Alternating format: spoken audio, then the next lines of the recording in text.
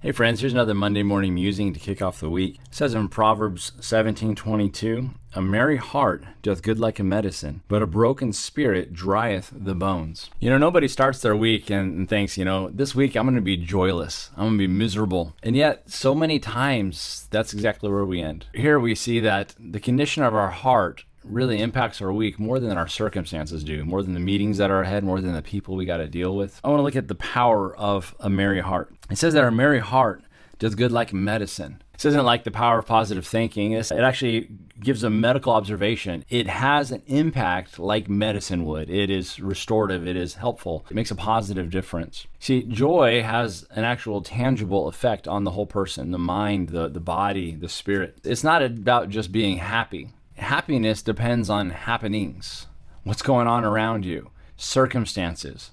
But joy goes so much deeper than that. We're reminded in Nehemiah 8:10, the joy of the Lord is your strength. Joy is not just pleasant, it's something that's actually fortifying. It's a strengthened position. See, happiness may come and go, but joy is a disposition that is created by the Spirit of God in you.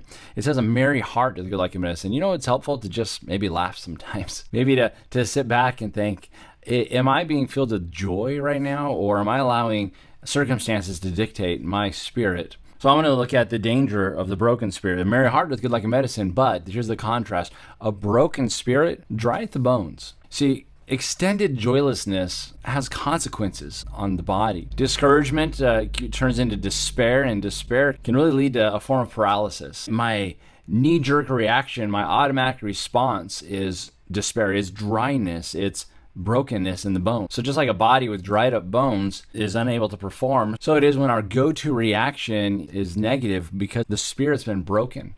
There's no more hope. Hope deferred maketh the heart sick. There's no more joy. There's no more merry heart. This verse is not a call to pretend that everything's just fine, but rather it's to bring that broken spirit into its right place. You see, joy is actually a discipline more than it is an emotion. It's a discipline that will impact our emotion. Philippians 4:4 says, "Rejoice in the Lord always, and again I say rejoice."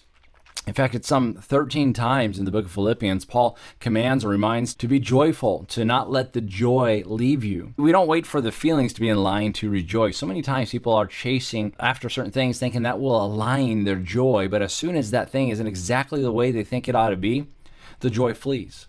The feelings go away. The happiness becomes temporary. So what's so important is we understand the source. Where is the source of our joy? Well, it's rejoice in the Lord. Circumstantial joy is fragile, but joy that is rooted in Christ, in the person and nature of Christ, that's unshakable. Circumstances don't change that. We've all had people in our lives that maybe have gone through deep trials or various things they've dealt with, and you just say, boy, that person has just unshakable joy. They going through a time, but boy, they just have the joy of the Lord. In fact, in Psalm 16, verse 11, it says, "In thy presence, in the presence of God, is fullness of joy."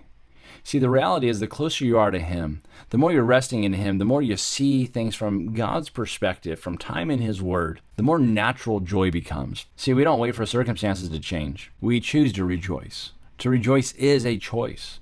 We put ourselves in a place, say, God, I need to have my eyes on you, not my circumstances. I need to shift my thinking from the times I've been let down to the reality of the fact that you are a good God, that you have given me more than I deserve. And I cast my care on Him because He cares for me. That's where I can start entering into such joy. What's robbing you of your joy this week? You got to name that before God.